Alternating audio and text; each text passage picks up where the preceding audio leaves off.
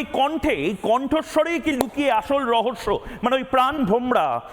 দীপাঞ্জন চক্রবর্তী আমাদের সঙ্গে চলে এসেছেন। দীপাঞ্জন দা, আপনি তো ব্যোমকেশ বক্সির ভক্ত। ব্যোমকেশ বক্সির ওই গল্পের আমি শুরুটাতেই বললাম, ওই গলার মধ্যে পাথর লুকিয়ে রাখার মতন। ওই গলা যদি একবার, গলার টেস্ট যদি হয়ে যায়, অনেক বড় বড় ভিভিভিভিআইপি বোধহয় ফেসে যেতে পারে, এবং সে কারণেই পুরো সিস্টেমকে কাজে লাগিয়ে দেওয়া হচ্ছে। মানে এবার তো একটা লিমিট আছে, এমপিআই টেস্ট।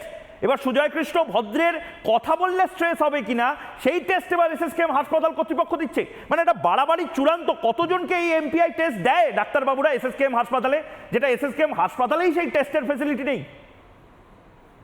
ময়ূক, আমি খুব অবাক হব না যদি এবার দেখা যায় যে ওই সুজয় ভদ্রর প্রেগন্যান্সি টেস্টও করাচ্ছে এসএসকে। ব্যাপারটা হচ্ছে যে দেখো, এই দুটো মোবাইল, একটা এই সুজয় ভদ্রর মোবাইল আর একটা জীবন কৃষ্ণের মোবাইল, একটা জলে ফেলে দেওয়া হয়েছিল আর সুজয় ভদ্রের মোবাইল একজন সিভিক ভলেন্টিয়ারকে দিয়ে ডিলিট করানো হয়েছিল। এই দুটোতে রয়েছে সমস্ত প্রাণ ভোমরার চাবিকাঠি। যেটা আমরা বারবার বলেছি, ইডির কাছে যাবতীয় ডকুমেন্ট ভেরিফিকেশন হয়ে গেছে, এখন শুধু লাস্ট পেরেকটা দরকার, কফিনটা বন্ধ করার। তার জন্য অতিরিক্ত প্রভাবশালীরা সব দরজায় ঘুরেছে, এবং আজকাল দেখছো যে সমস্ত supreme court, high court, division bench, প্রত্যেকটা বেঞ্চ কিন্তু খালি হাতে ফিরিয়ে দিচ্ছে। তার জন্য এই প্রভাবশালীরা বুঝে গেছে যে আমাদের আওয়ার ডেজ আর নাম্বার। এখন এরা কিন্তু একটা জিনিস বুঝছে না, এদের যে উকিল, যে অ্যাডভোকেট বা যে বুদ্ধিদাতারা এদের বুদ্ধি দিচ্ছেন যে এই প্রভাবশালীরা জেলে যাবেন, বেশি দিন নেই, তখন কিন্তু ওনার জন্য এসএসকেএম এর দরজা খুলবে না কিছুতেই। কারণ হাইকোর্ট বুঝতে পারছে কিছুদিন আগে, মানে আপনি বলছেন এসএসকেএম এর সুপারের এগেইনস্টে ইনভেস্টিগেশন হতে পারে, সুপার এবং যারা মেডিকেল অফিসাররা রয়েছেন, আরএমওরা রয়েছেন। আমরা বহুবার তো বলেছি, 120B তোমাদের এই চ্যানেলে বসে বলেছি, এটা একটা বৃহত্তর ষড়যন্ত্র।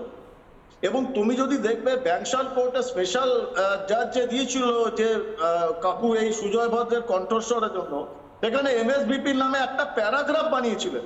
আই এম শিওর অনির্বাণ তো আইনজীবী, ও রিপোর্টটা পড়েছে ভার্ডিক্টে। এখন ব্যাপার হচ্ছে, ঠিক আছে দেখো, এটা একটা সংগঠিত অপরাধ।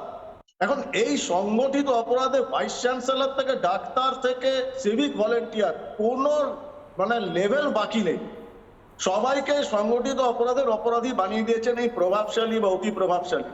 কিন্তু সবকিছুর একটা সীমা আছে, এটা ওনারা ভুলে যাচ্ছেন, ডেজ আর নাম্বার।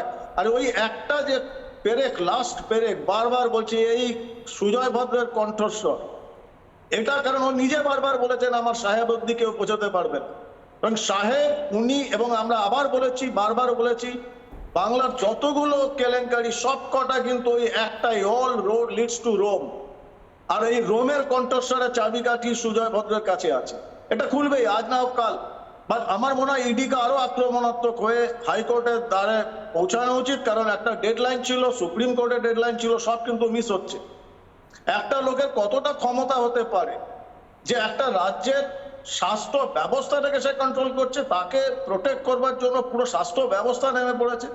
এর থেকে নির্লজ্জ বোধহয় আমার মনে হয় না কোনো উদাহরণ রয়েছে। একটা প্রশাসনকে এরকম ভাবে শেষ করে দাও। একদম।